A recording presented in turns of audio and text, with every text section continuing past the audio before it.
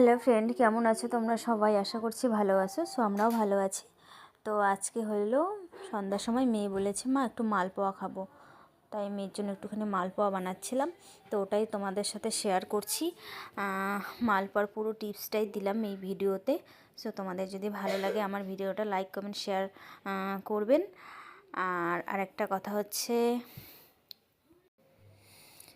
আমার মালপোয়াটা কিন্তু খুব সুন্দর হয়েছে দেখতে, কালারটাও যেমন সুন্দর হয়েছে আর ফুলে ফুলে গেছে, খুব সুন্দর হয়েছে দেখতে।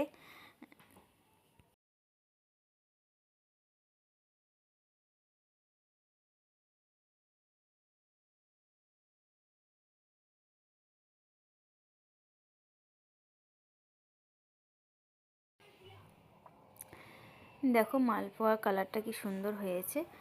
সো হয়ে গেছে প্রায় মালপোয়া আমার।